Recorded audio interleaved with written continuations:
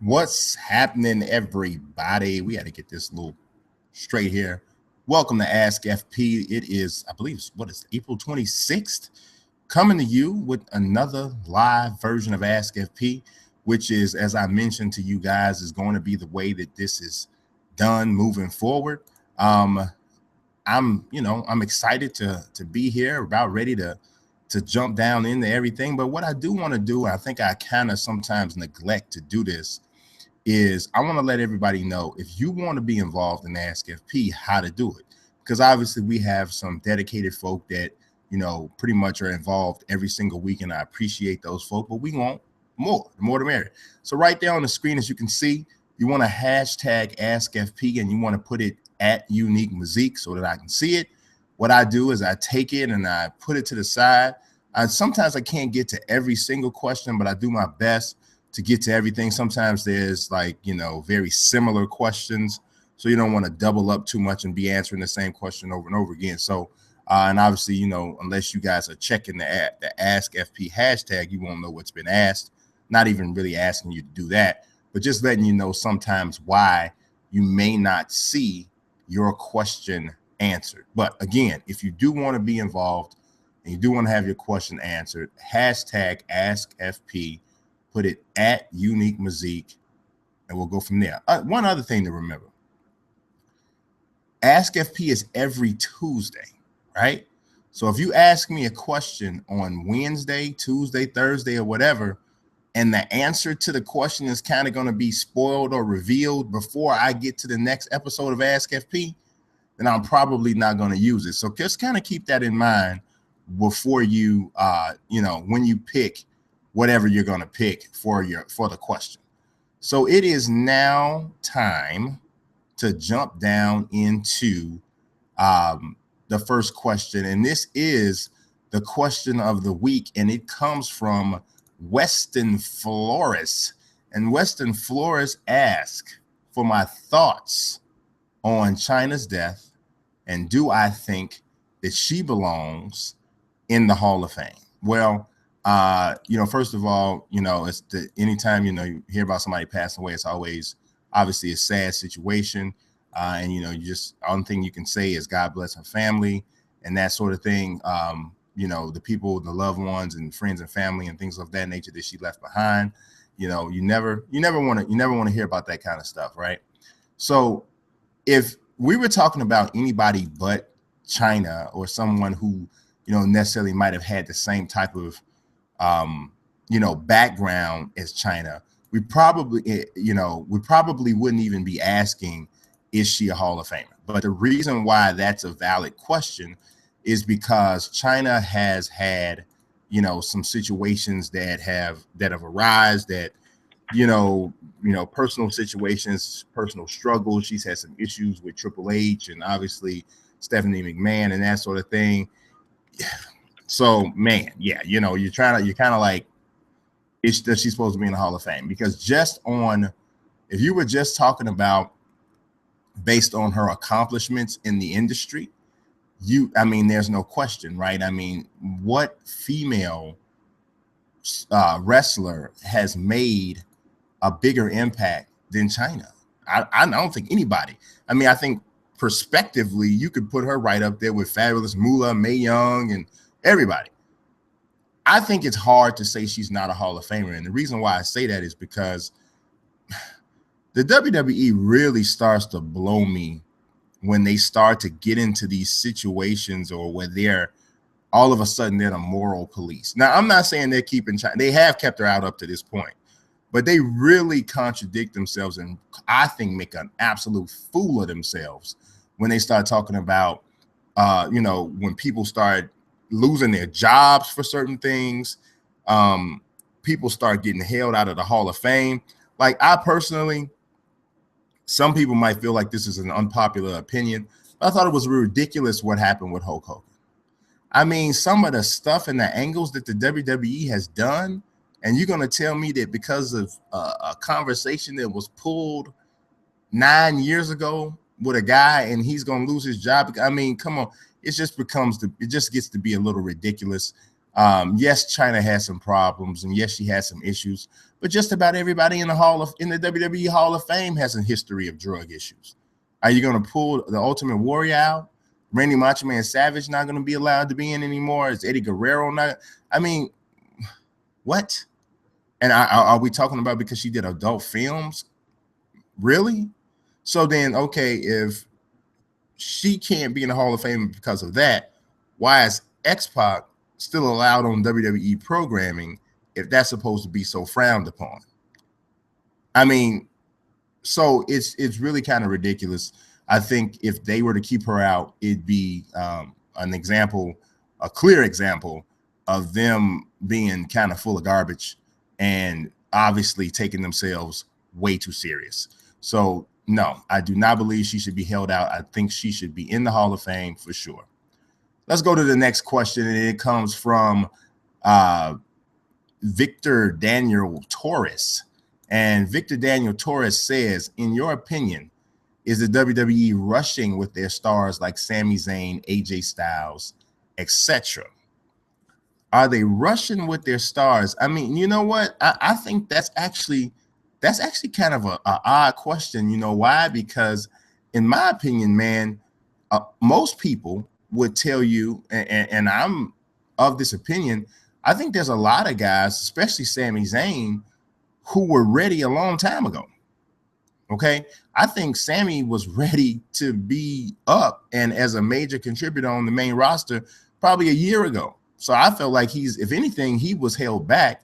And if you look at AJ Styles, I think it's a joke that that somebody like Samoa Joe was made to go to NXT. And I totally understand people like Apollo Crews. I told him we got an Apollo Crews question coming up later. I totally understand even people like Roman Reigns, Dean Ambrose, Seth Rollins, those guys. I understand those guys. Even though they had some of them, Seth had a lot of experience on the independent circuit, they hadn't had that big camera experience, right? But Samoa Joe has had that. AJ Styles has had that. Austin Aries has had that. It doesn't, to me, make any sense to hold them back. Those guys are ready to perform. Their mic skills aren't going to get any better. They're who they are. So if you thought enough of them to sign them, it is what it is, you know. So yeah, I think that was a little bit on the goofy. That's a little bit on the goofy side to hold some of those guys back that are being held back. I think it's kind of crazy, but you know, hey, a lot of things go on that that I may or may not think it makes any sense.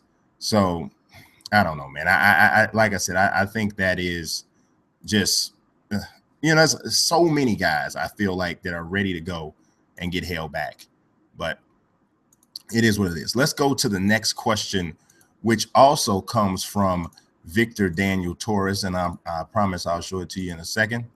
And like I mentioned, we did have an Apollo Crews question coming up. And Victor Daniel Torres says, do you think that Apollo Crews is main event worthy in the future?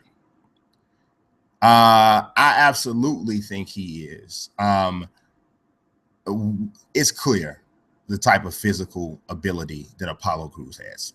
100% clear. He's a freak of nature, super strong, super athletic, the whole nine, right? Got all of that. Mic skills and presence, on-screen presence and stuff, and it still needs a little bit of work. So somebody like him, I totally understand the NXT stint. Totally get it. I don't think that he need to be held too long, but I do think that he is ultimately main event worthy for sure. The dude has the it factor in my opinion, and yeah, I think he's totally ready. Let's go to the next question, which comes from my main man Ty Bud, and Ty Bud says, and this is a specific question about the Legends roster. He says, your Legends roster, what player are you most proud of? P.S. Barkley is a monster. Well, thank you, sir. Which one am I most proud of? I thought that my Barkley looked a little bit better last year, but I think it plays good. there's certain guys that I think play. Actually, to be totally honest, I kind of really like the way all of them play because I felt like I stuck to the statistical formula for the most part, which is kind of all over the place. But I feel like it comes out pretty well. Visually or cosmetically, I really thought I did the Stackhouse well. Thought I did Vin Baker good. I thought that like Dr. Duncanstein, Daryl Griffith was good. Man, trying to think of who else did I think. I thought my Georgie Muresan was definitely pretty good considering the situation, what you had to do with stretching guys out and making them bigger and taller and all that sort of thing. So yeah, it's a lot of them. I guess it's kind of, I don't think there's some that I was like, oh, this is terrible. This is just terrible. But it was like the best I could do for for the situation. But yeah, there's a couple that I'm proud of. But if I had to narrow down one, it'd probably be Jerry Stackhouse, which is weird, but I liked that one quite a bit. Thought it, that one and maybe it sticks out to me because it was one of the last ones that I did. So that could be why. All right, let's go to the next question, which comes from Sime Torve. I'm sorry.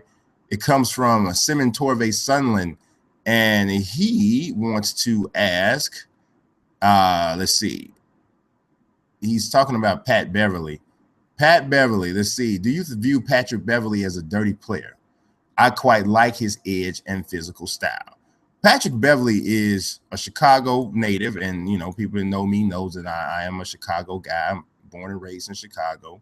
But Pat is a little dirty. And if anybody else knows me, they know that I don't particularly like dirty players. I mean, that's something I just don't have I think there's a difference between being a hard-nosed guy that plays hard, but when you're doing that extra little stuff, and you usually find a player that plays that way who has the physical talent that Beverley has, because Beverley is not an awesome talent, right? Not physically. He's a hard worker because at one point, the jump shot was an issue for him, but I think this season he shot over 40% from three-point range. So he works his butt off, right? But I think, and he could be right with this assumption, but I think that he believes that in order for him to remain in the league and remain a relevant player in the league, he has to have that extra edge of nastiness on his game. Now, maybe he's right. I don't know. So if he's right, who am I to criticize that? Because this is the way he has made quite an awesome living for himself and his family, right? But I just personally don't have a taste for guys who play dirty. I don't know, man. I've always been that way. Even competing on myself, dirty guys I just got a thing for that. I don't know what it is. I can't exactly even put it into words, but I got an issue with the dirty player. And I don't care what sport it is, but obviously it doesn't matter what sport it is. You're dirty, and it's usually not my thing. I don't care if you're on my team, period. Like, and sometimes it's not even just dirty player. It's a guy with an unnecessary edge. Like I've said, and you might have caught a tweet of mine before, and this to prove to you that it doesn't even matter if you're on my team or not. Bobby Portis for the Bulls right now. I'm trying to tell you right now, if Bobby Portis was not on the Bulls, he would be one of my least favorite players. And as it is right now, he's not one of my favorite players because of the way he plays. He does all this extra stuff that to me is absolutely unnecessary, man. And it just makes people dislike him. And maybe he thinks and I understand he feels disrespected, and you normally find that in a player who feels disrespected for whatever reason. But maybe that's the case, and he's playing with a chip on his shoulder, but I don't know, man. It's not my thing at all. So I can't say I like Patrick Beverley's style. No, I can't. I respect his hard work, but I cannot say that I like his style. So let's see. The next question is also from Simon Torve Sunland, and he says on this one, which of these duos would you like to build a team around? So let's see. Actually, sir. Oh, now this is I should have really looked at this before I took it because okay, you know what? It's so funny though, because this is almost like one of those puzzles.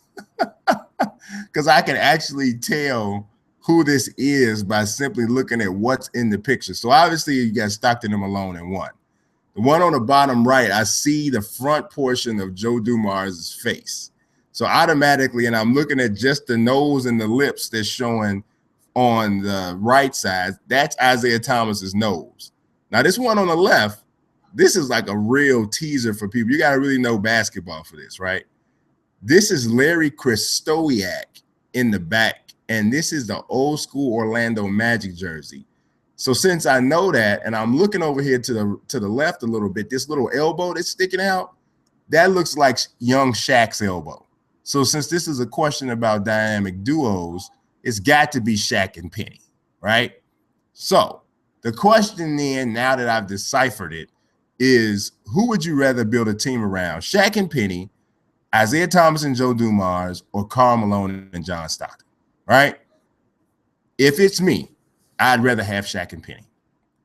I just think that Shaq and Penny as a duo was the fact that they were broken up after just one NBA Finals appearance is a shame. It's an absolute shame. There's no way in the world that duo doesn't win an NBA championship if they stay together. People do not realize how good Penny was. If you didn't get a chance to watch Penny, you don't know how good Penny was. Penny and Grant Hill are, in my opinion, two of the biggest basketball tragedies ever. Now, I don't group stuff like Reggie Lewis and Lynn Bias in that because that's more than a basketball tragedy. Those situations are human life tragedies. Grant Hill and Anthony Hardaway are both still alive and well and living pretty well by last I could tell, especially Grant Hill's situation. But from a basketball standpoint, when we talk about what both of those guys could have accomplished, now Grant Hill had a great career, had a really solid career anyway. But if Penny and Grant Hill don't get hurt, those two guys are in the same category, in the same conversation with Kobe, LeBron, all of those guys. That's how good both of them were. But we only got to see just the first part from both guys. And that's really a shame. It really is. It was a shame. So I would take Shaq and Penny. All right, so let's go to the next question, which comes from Trash Boat 2K. And he says, if Roy Jones had retired after he beat John Ruiz, would he be considered the greatest of all time? You know what? No, he would not be considered the greatest of all time. Here's the thing about Roy. Roy Jones beat everybody there was to beat during his run. The problem with that is that he came along in a weight class and in a weight region where there were no really humongous fights that transcend the hardcore boxing community. Hardcore boxing fans, hardcore boxing people know who Mike McCallum is.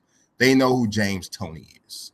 Okay, they've heard of Vinny Pazienza. You know, they know these guys. They know that Eric Harding was a good fighter. They know, you know, the people that he beat. They're somewhat familiar with these guys. You know, Simon Brown, and they know that, right?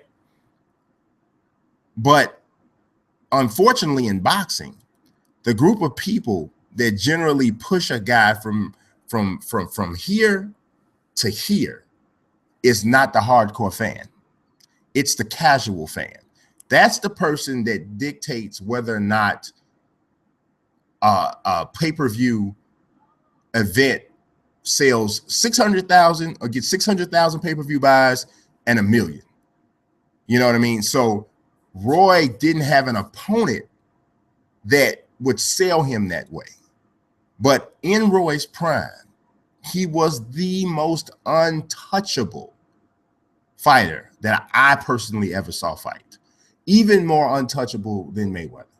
He was that untouchable. But beating John Ruiz would not have made him the greatest of all time. Was it a great accomplishment? Yes. Because we're talking about a guy started his career at 154 pounds and went up and won a title at heavyweight. Here's the thing. John Ruiz was not ever a respected heavyweight champion. He lucked up into a championship basically by beating an old, weary, and afflicted Evander Holyfield, it was a really weird time in heavyweight boxing, basically. So I'm not faulting Roy for this, but Roy picked the right heavyweight that he could fight. Roy could not have done that and gone up and fought Lennox Lewis, who I believe was a champion at the time, but that's not the heavyweight champion that he picked to fight. He couldn't have even he couldn't have even done that fighting Mike Tyson.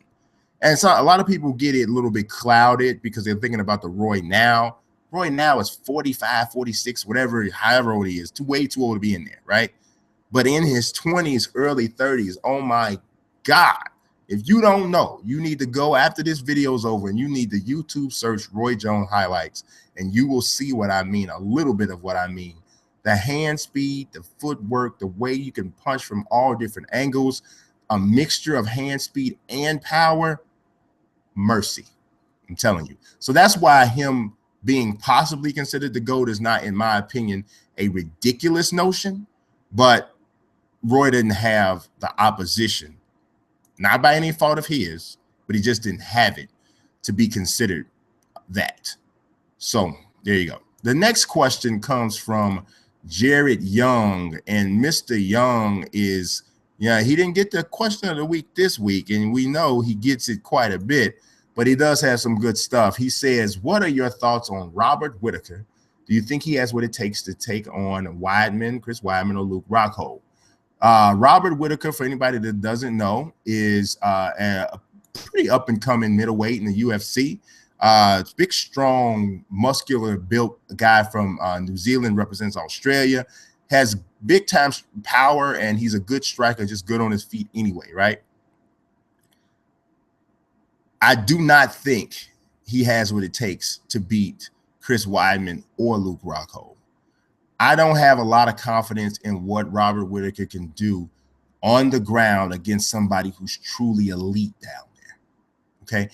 From a striking standpoint, the guy is big and strong and powerful, but I don't see a lot of complexity in his striking game. Man, when you look at guys like Luke Rockhold, Luke Rockhold has so many tools in the toolbox, man, that I don't think anybody really knows what to call him. What kind of fighter do you call Luke Rockhold? If you say he's primarily a striker, then you're leaving out a ridiculous ground game. If you say he's he's great on the ground, you're leaving out a ridiculous stand-up game that features punches, kicks, spinning attacks, all different kinds of stuff. He's physically strong. He's never out of shape. He's got way too much for Whittaker. And Weidman, I think Whittaker would have a better opportunity to beat, but I think Weidman takes him down and grounds and pounds him out. I think that happens. I think ultimately, one thing too, Whittaker is a thick neck built kind of guy. Very rarely do you see a guy like him have a tremendous gas tank. If he elevates to a place where he's fighting the Weidmans and he's fighting the Rockholds, these are 5-round fights. And I'm not totally positive that Robert Whittaker has what it takes to succeed in those championship rounds. Perhaps he'll prove me wrong. He did look good against Rafael Natal, and Natal showed some great toughness, but that's where I'd have to leave it for right now. All right, this next question is also from Jared Young, and in this one, Jared is saying, let's see, so this is kind of like a role play situation. You are the Timberwolves general manager, and you have landed the first pick in the draft. Who do you take? This is a really good question, I think, because a lot of people are starting to get off of the Ben Simmons bandwagon. He didn't get his team to the tournament. there's some rumors and talk about him being less than a leader or having some questionable character. I addressed that particular aspect of this in a previous Ask FP. And I'll just touch on it real quick again, just to kind of set the foundation for what I'm about to say. There's nobody in the world who you can decide what their character is when they're 19 years old. Just hardly nobody. I mean, who you are when you're 19 is not who you're going to be. At least we hope not. Rarely is that the case, right? So trying to say that somebody doesn't have character because a couple bad decisions they make when they're 19 is preposterous. Okay, that's first and foremost. Secondly, it's a team game. Okay, yes, basketball is the one sport that I do think it's fair to judge an individual's greatness by what his team has accomplished. I do think it's fair because basketball, one guy can't impact things in that to that level. But that said, Ben Simmons is still the number one guy to me. I like Brandon Ingram. I really do. I love Brandon Ingram's spirit, his heart, the whole nine. He has a lot of Kevin Durant-like qualities, in my opinion. But if you ask me, I think Ben Simmons has a lot of LeBron-ish qualities. Now, I'm not calling him LeBron, but I'm saying from a game standpoint, there's some similarities there, okay? So if I'm looking at a kid whose game somewhat reminds me of LeBron, and I'm looking at a kid whose game somewhat reminds me of Kevin Durant, in my opinion, LeBron's a better overall player than Durant, and Durant is amazing. And I'm not saying either one of these two guys are that, but I'm putting this in a tier or class-like system for these two players. And I'd rather have a do-it-all guy like Ben Simmons, who I truly think is a special talent. And I know the Timberwolves already have Karl-Anthony Towns, but in this era where everybody's playing small and the big, humongous body center seems to be going out of style for right now, just because we haven't seen a big one who's dominant enough to win championships yet, because it'll switch around when that happens. But in this era right now, where the smaller, more athletic, slender center is working, Karl-Anthony Towns can easily go to center. We've seen him move his feet. We've seen him defend the pick and roll, staying with guards off of the switch after the screen comes. We know he's big enough and agile and skilled enough to play this era's big man role. You put Ben Simmons at power forward? Oh, my. Oh, my. Then you have Andrew Wiggins as well, playing the 2 or the 3, whatever the position Tom Thibodeau decides to have him play. And now you need a point guard.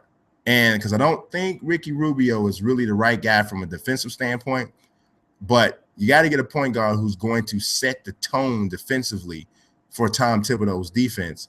And, man, I'm telling you, I said it in a video earlier this week, or whenever it was I put that video out. The Timberwolves are going to the playoffs this year. If they get Ben Simmons, oh, boy, you better watch these guys moving forward for the next 3 to 5 years, or however long they can maintain that particular core, because it's about to get real in Minnesota. You know, I'm just saying, I don't know that Tom Thibodeau, he hasn't proven yet that he can win championships, but we know he can get teams to the playoffs, and we know we can get them to overachieve. So we'll see what happens once everything comes together. All right, the next question comes from Weston Flores, and Weston Flores is asking, should the NFL and the NBA have a Rule 5 draft in the offseason, just like Major League Baseball? So if anybody that doesn't know what Rule 5 is, the Rule 5 draft, basically it's in place to make sure that teams can't stockpile young talent in their minor league system, tucked away, guys who are like good, like, okay, so say for instance the Cubs had, I mean, at one time, Addison Russell, Kyle Schwarber, Chris Bryant, and a whole bunch of different guys all in their minor league system, right? Say, for instance, the Cubs had a championship-level team on the field while those guys was in the minor league system. And they weren't really ready to bring those guys up yet, so they had them signed to these contracts to keep them in the system and keep them in their organization. But basically, these guys are clearly good enough to be major league players now for another team who maybe has a spot for them. So the Rule 5 drafts lets basically people pick from, unprotected players in other teams, other organizations' minor league system. It's a competitive balance thing. The reason why I don't think that that's necessary or would work in the Major League Baseball, in the NBA or the NFL, is because, first of all, there's not really a minor league system in place for the NFL. The closest thing to it is the practice squad, and the talents there is not the same level. It's not as plentiful either. So you wouldn't have that issue. And in the NBA, you do have the D League, but again, the talent there level is not, you're not going to have that situation where you got guys that's good enough. I mean, you do have guys in the D League that are good enough to play in the NBA, but the proportion is not the same. The proportion is not the same. That was necessary in the Major League Baseball because of the structure of the minor league system. But because there isn't a structure like that in football or in basketball, I don't think the Rule 5 draft is necessary. All right, we go into the next question, and this one comes from Shamar. And I really like this question. I couldn't really find a way to put this in as the featured question, but I really do actually like this question. He says, excluding MJ, Michael Jordan, if you could bring back one legend in their prime to play one last season in the NBA today, who would it be? This is easy. Easy as pie for me to answer. It is Wilt Chamberlain without a question, without a doubt. You know why? Because of all the players, of all the great players in NBA history, the one guy that has the records and the accomplishments that he has, and that we would love to see if he could maintain that level of dominance against today's athletes. If there's one guy you want to see that test with, it's absolutely Wilt. Because when Wilt played at a time when there wasn't 7-footers on every single team. There weren't guys. Literally, Wilt was so far ahead of his time. People don't realize how far ahead of his time he was. Wilt Chamberlain, if he played today, he'd be considered an extraordinary athlete. If he played today, and we're talking about a guy who played in the 50s, 60s, and 70s. Okay, so it's amazing, right? It's really amazing what he accomplished. You know, he averaged 50.4 points a game in a season. That was he scored 100 points. It's amazing. So I would love to see Wilt Chamberlain playing against Tim Duncan. I would have loved to see, obviously, Wilt Chamberlain playing against Shaq. I mean, Wilt Chamberlain, playing against the Golden State Warriors in that system right now. Like, does Wilt dominate the boards like he did then? There are rules in the NBA right now that are in place because of Wilt Chamberlain. The widening of the lane, all of that, that's Wilt Chamberlain's rule. Wilt Chamberlain, at one point, he was such a bad free throw shooter. At one point, because he was also just a great track and field athlete. He competed in the high jump. Well, he was such a bad free throw shooter, he would run and jump from the free throw line and dunk in his free throws until they outlawed that too. For a moment, there was a time when the dunk itself was outlawed. I mean, nobody changed the game like Wilt. So I love to see him playing against today's athletes with today's rules, the whole nine. It would be awesome. All right, so let's go to the next question. And this one comes from Victor Daniel Torres again. And Victor Daniel Torres has a question here. He says, do you think that Daniel Bryan or Edge will ever come back? No, I don't think so, especially not Edge. Because I truly believe that if Edge could have come back already, he would have done it.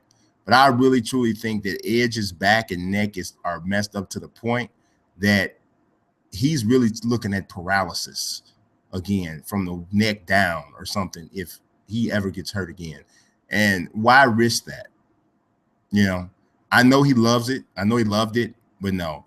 And Daniel Bryan is pretty much almost in the same situation. I think the concussion head injury situation got with him to the point where he was having some really scary symptoms. And, I'm telling you, man, nothing changed your life like a wife. You know, nothing changed your life like a wife, because you thought you had everything to live for. And I mean, obviously, this is if you love your wife. It's not everybody not in the same situation, but you thought you had everything to live for and all this stuff and that kind of crazy stuff when you were by yourself. But when you get a wife who is literally looking forward to see you when she sees you, or however, whatever your structure of your house is, looking forward to see you when you come home, and you got kids you want to have and all this kind of stuff you want to do, that changes everything, man. Because if Daniel Bryan was by himself, he'd probably go somewhere and try to wrestle, try to get a clean bill of health. But when you got a life like that, man, you don't want to risk that. And I don't think he will come back. I've had the opportunity to meet Daniel Bryan maybe 2 or 3 times. Man, that is one nice guy. That is one really nice guy for sure. So I wish him nothing but the best. God bless him for sure. So let's see.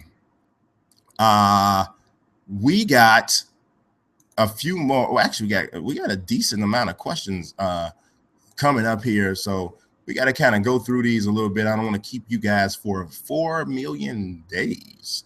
So let's go to our next question. And it comes from Logan Hayes. And Logan says, who do you think the Bulls should take at 14, or should they trade down for multiple picks? Well, I got 2 things I got to tell you about that one, Logan. And I appreciate you jumping in here to Ask FP. I don't think I've seen you here before. If I have, I apologize. So, first of all, we don't know that the Bulls are going to get the 14th pick. So that's where they would fall if everything is chalk with the lottery, but we don't know what's going to happen with that.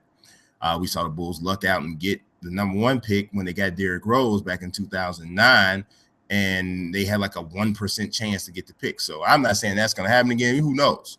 So we don't know if they're going to get the 14th pick.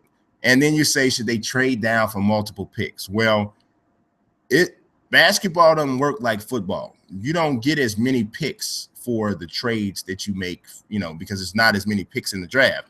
In NBA, there's only 2 rounds, and NFL is 7.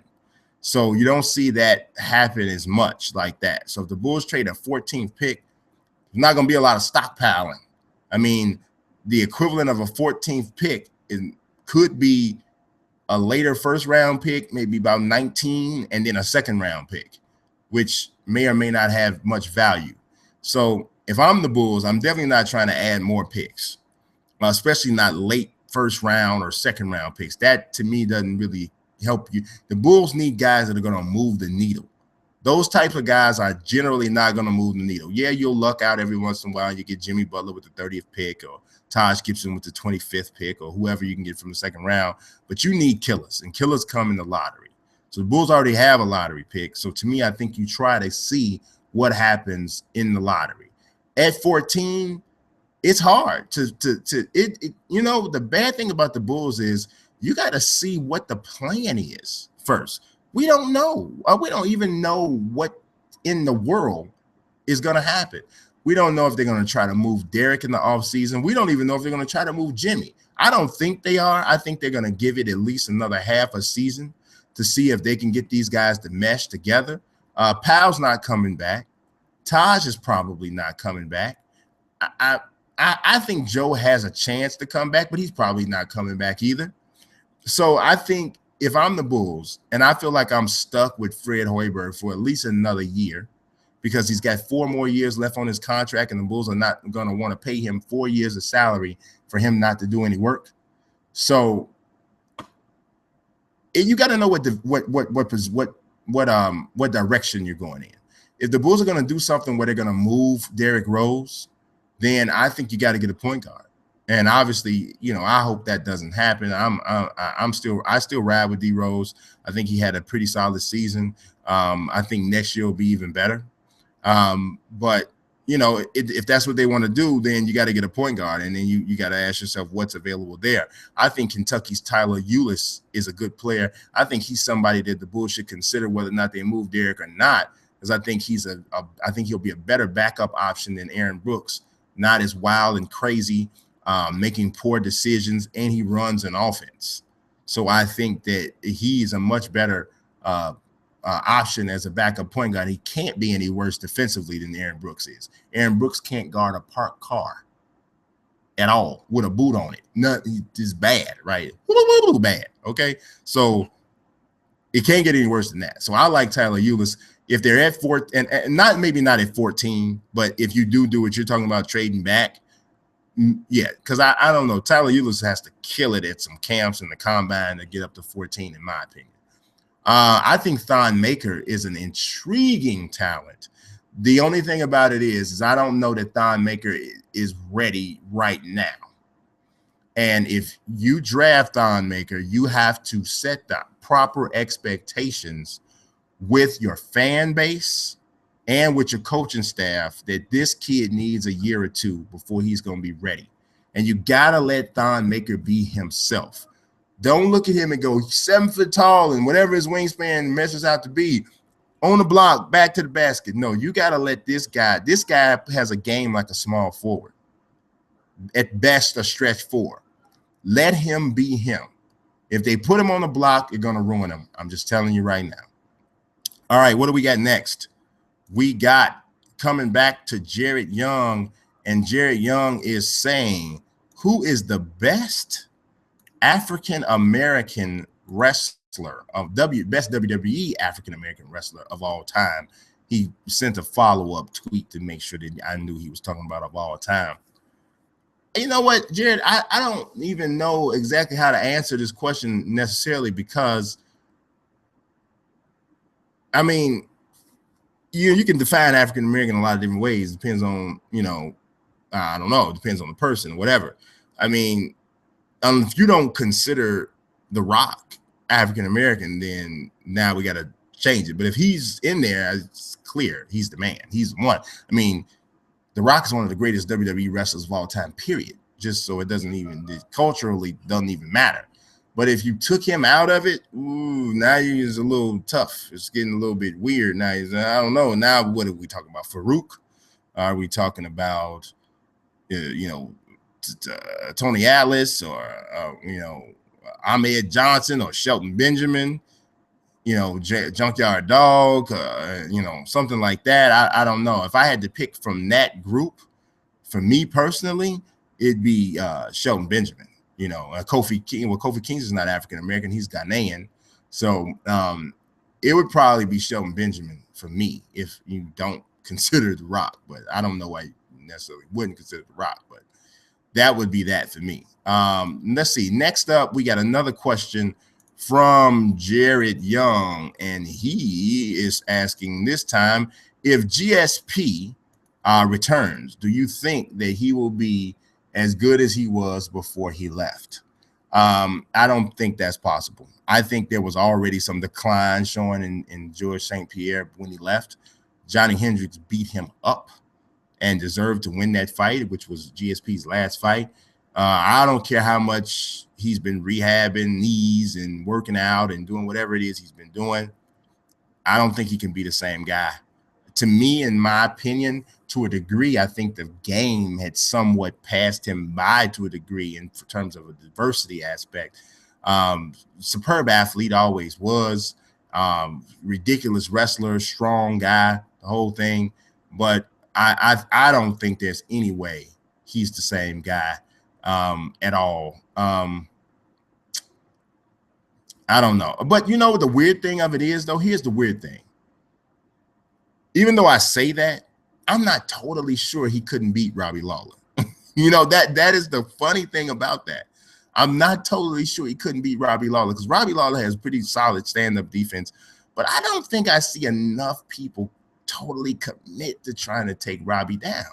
And obviously that's much harder, easier said than done.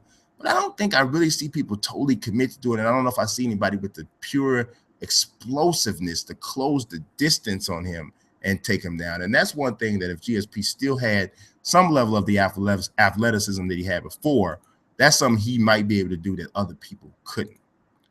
All right, the next question comes from Trash Boat 2K again. And Trash Boat 2K says, I'm going to tell you in a second, I promise. He said, would Mike Tyson be too small to compete against the giants of today in the heavyweight division?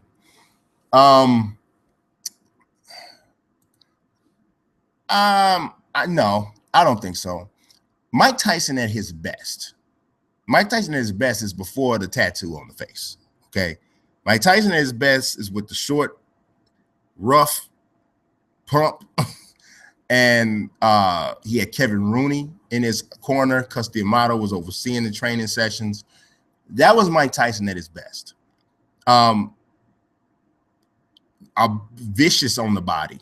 We know about the headshots, but people don't. That left hook to the body was destructive, right? And I don't know if there's any heavyweight right now who is good enough and fearless enough. I mean, because here's the thing about Mike. I'm not a person that has, Mike's one of the 2-3 greatest heavyweights of all time. That's not true. That's not true. Mike was dominant, and Mike was awesome, and I've always probably will be a fan of. Well, I wasn't always a huge Mike Tyson fan. I became a huge Mike Tyson fan after he lost to Buster Douglas.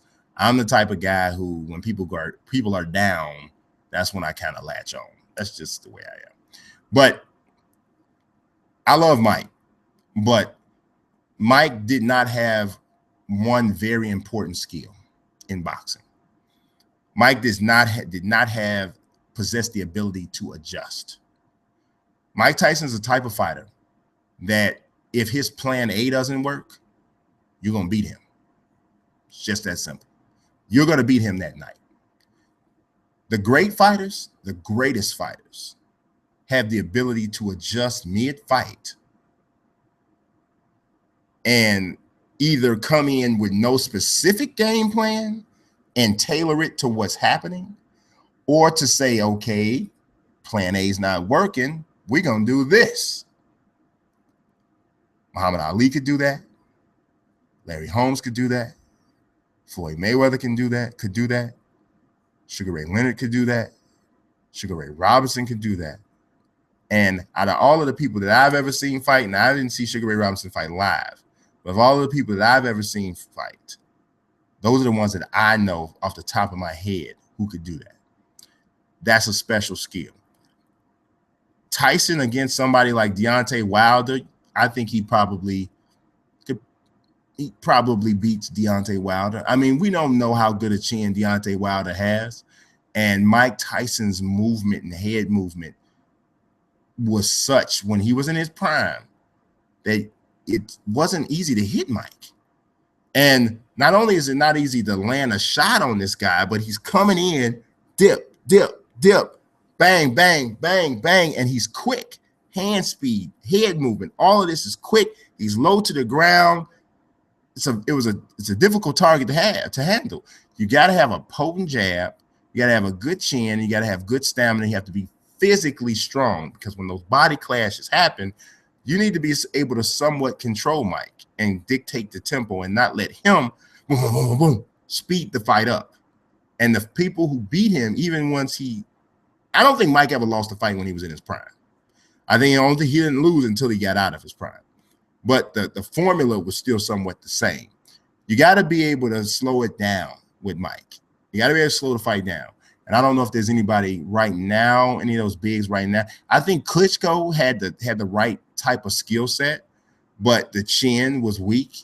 And are you going to get through a whole 12-round fight with Mike and never take a shot? I don't know.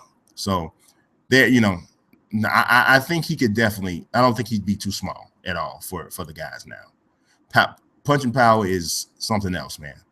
All right, we got another question from Jared Young, and he says, who would you like to see as the Lakers' next head coach? Now, I'm not like a Lakers fan, right?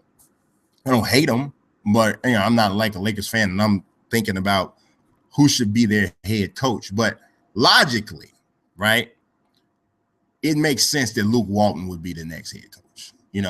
If not Luke Walton, then it would seem somebody like Bryan Shaw should be the next head coach. This is somebody with Laker blood, and this is somebody who had some tenure as a head coach. Now, obviously, people are talking about Derek Fisher, which obviously makes sense to suggest, but Derek Fisher got a little shame-faced, in my opinion, with the whole Matt Barnes ex-wife thing, and then the Knicks situation didn't go well on the court either. So I'm not saying Derek Fisher's done as a head coach in the NBA, but you know how sometimes people say too soon, a little bit too soon, I think, for Derek Fisher to return to the sideline. And it might happen, but